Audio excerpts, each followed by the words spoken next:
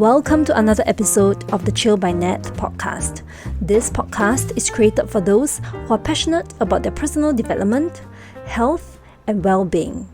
This is a platform for you to come chill by my personal stories and weekly tips in becoming a better version of ourselves and to live a better present. But first, let's chill. My name is Jeanette. Welcome back. Do you ever find yourself getting angry over the slightest thing? Be it with your significant other, your friends, or even at yourself. And yet, at the same time, you might also be aware that that's not who you want to be, but also sometimes feel that you have no control over it. I don't know about you, but in the past, I'm someone who is easily angered over the slightest things. I think to some extent, I still am. Although I may seem like a harmonious and easygoing person on the outside, but I think I do experience quite a bit of anger on a frequent basis. For instance, when I fail to meet the expectations I set up for myself, or when I see my loved ones being hurt, are some of the few common reasons for my anger. So today, we will be exploring the topic of anger. As we all know, anger usually gets a bad reputation in the world of emotions, right? Because it is often seen as a negative emotion because of the consequences that is often associated with it. However, I've also learned that it is normal and even healthy to feel angry from time to time. Anger is a neutral emotion in itself. We all experience anger. So the thing is, what causes anger? I think there are so many instances that comes to my mind when I think of the word anger, but one of the most memorable one, I'm not sure if using the word memorable is the right term because it was quite an unpleasant situation, right? So it was when my partner and we were traveling in Okinawa and we were about to leave the hotel for dinner and I realized that I ran out of contact lens solution. And he told me that he will go get some for me, and so he came back with a contact lens solution, right? And the moment I use it to put on my contact lens, I screamed and I cried so loud because it was so painful.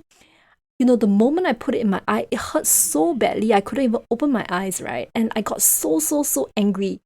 So it turns out that the contact lens solution wasn't contact lens solution and it was just some alcohol solution, which I'm not sure what is it for, but I think because everything was in Japanese, he assumed that it was a contact lens solution because there was a picture of an eye on the solution bottle, but turns out that it was not a contact lens solution. So I was really feeling scared and I was in pain as well, right? So I was so angry that I lashed out in tears. There was a lot of blaming, a lot of hostility, right? Because I directed my anger towards him. But thankfully, everything was fine. The redness and pain did subside after a few days. But the point of saying this story is to actually help us to, see what is it that causes anger. So I think we may experience anger for various reasons. For instance, when we have been treated unfairly, when our needs are being ignored, or when we are being disrespected, right? The list goes on. But if you think about it, one of the basic function of anger is to protect our vulnerability. So what does this mean? So when I say that anger protects vulnerability, it can be both in a physical or emotional form.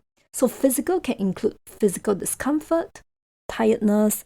For example, when our basic needs are not met, if we get inadequate sleep or we get inadequate amount of food, we tend to get angry, right?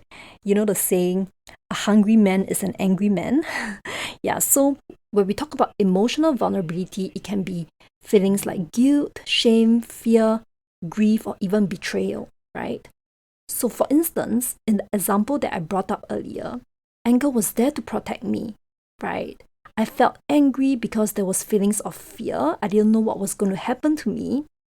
And there was also feelings of physical pain, physical discomfort, because my eyes were in such pain that I couldn't even open it, right? And as human beings, we do have a unique set of anger triggers, based on what we deem as threatening. And, based on what we were taught to expect from ourselves and from people around us. But I've also come to see and learn that no matter, what is the person's background, the underpinnings of anger are quite similar from person to person. Anger is usually an expression or manifestation of underlying feelings such as fear, shame, guilt, or even betrayal. So, the basic function of anger is actually to protect our vulnerability and neutralize our threats to the ego. And anger protects us because it triggers our body's fight or flight response.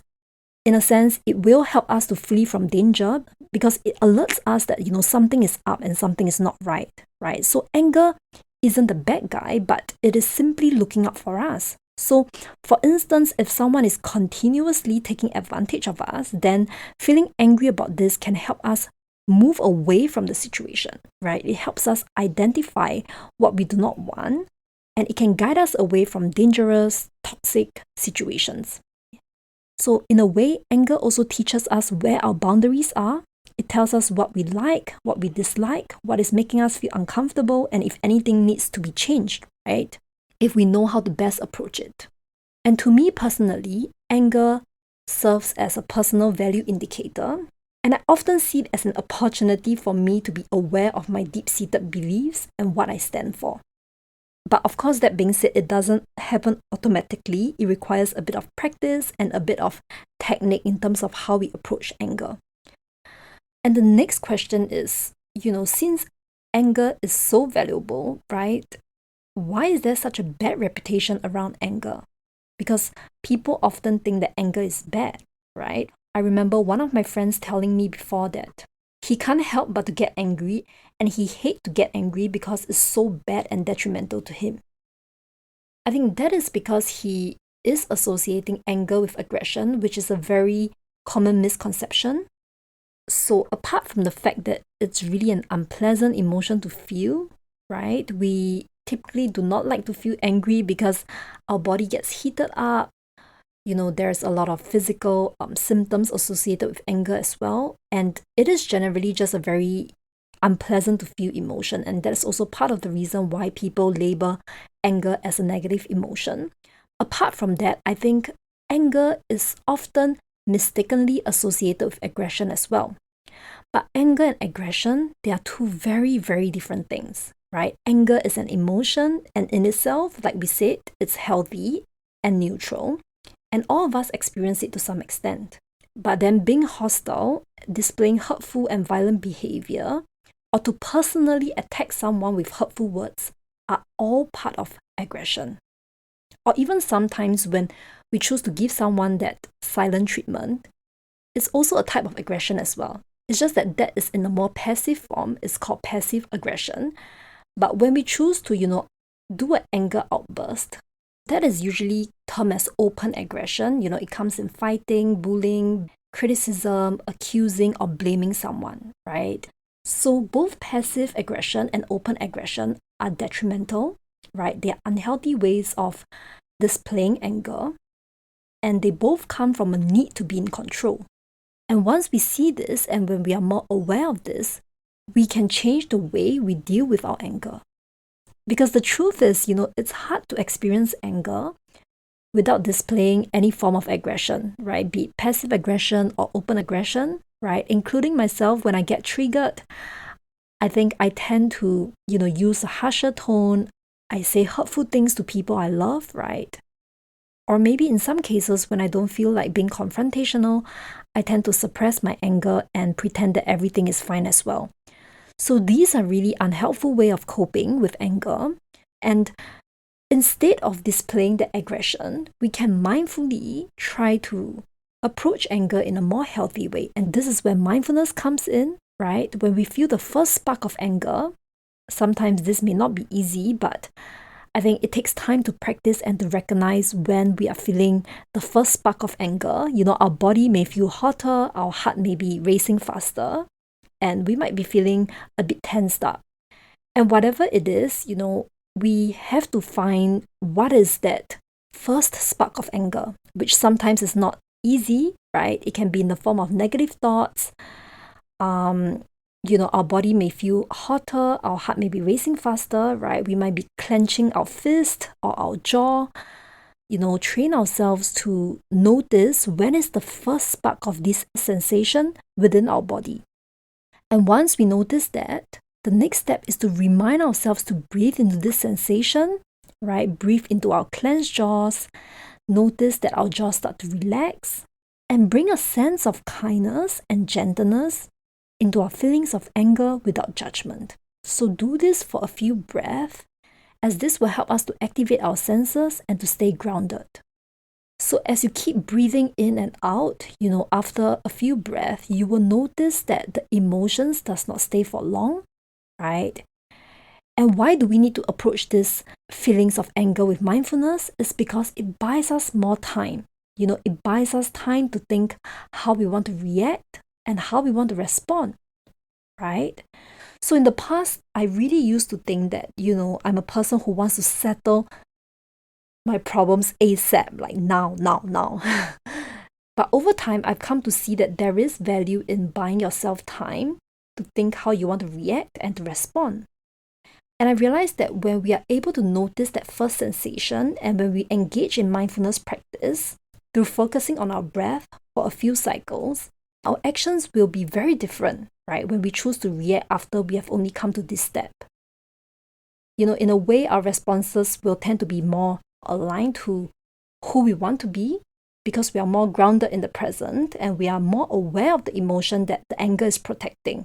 Be it our fear, be it guilt or feelings of betrayal. There's more clarity and we can actually pinpoint what is the exact emotion that is causing the anger, right? And if let's say the situation needs communication, then at this step, I think we are able to communicate more effectively, with more clarity as well. And sometimes we might just feel that there's no need for us to react. We might just come to rationalize it ourselves. And in other cases, if a situation calls for communication, then I think we are in a better state to actually communicate because we are clearer and we tend to say things that, that is more aligned to what we feel, right? I think when communicating, one tip is to not use terms like you always, you never, this kind of terms, which I am guilty of using a lot in the past. And also try starting your statements with I instead of you, right? For instance, I felt disrespected instead of you always ignore me, you never respect me. In that way, when we are expressing our emotions from our own perspective, right, we are able to get our point across. I think this really also depends on the emotional bank you have with the other person and the level of empathy you think the other person would have for you, right? So if a person who doesn't really care about your feelings, for instance, a stranger, wouldn't be that interested to really hear you communicate your feelings. They'll be more inclined to, listen to reasoning and logic. So I think when I talk about using I statements instead of you statements, it's more of towards people that you think care about you and who are willing to hear you out, right? So it's always good to, be in touch with how you're feeling, identify what are the vulnerable emotions beneath the anger and try to be in touch with those emotions and communicate those emotions to the other party in an I manner. So allow yourself to be vulnerable. So I think the takeaway for this episode is to build habits of validating what is it that is lying underneath the anger, right? Be it feelings of guilt, feelings of sadness, shame, betrayal, and all that, recognizing that. And once we identify that, we will be able to better act on those emotions to get to what we want, right? Instead of denying, avoiding, or blaming others. Because oftentimes it's all that vulnerable emotions that are actually driving our anger, right? So, for instance, if let's say you have identified that you are afraid, then it's about finding ways to keep yourself safe. I know it's a bit strange to say this, but sometimes I now look forward to the feelings of anger so that I can practice this wonderful act of being more mindful in the present moment and just kind of come to see that, anger just teaches me so many important things about myself. And yeah, there are benefits that it can bring to me and the situation. Like the information it tells me, it can bring me one step closer to knowing myself and the people around me, and also an opportunity to bring the relationship with my loved ones to a deeper level. So learning how to sit and be with our anger is such an important part of mindfulness that can guide us towards living a life that's more in line with our values. And to end off, I just want to say that anger can be a really good motivator for many reasons, which I've shared. So let's not fear anger by suppressing it. Neither should we scream at the people we love to express our anger. Aggression will only drive us away from the person we want to be and drive us further away from our loved ones. Thanks for chilling in. If you enjoyed this podcast, don't forget to subscribe. You can also connect with me on Instagram at chillbynet, on my website chillbynet.com, to join the conversation and access our show notes. Have a great day, and we'll chill again very soon.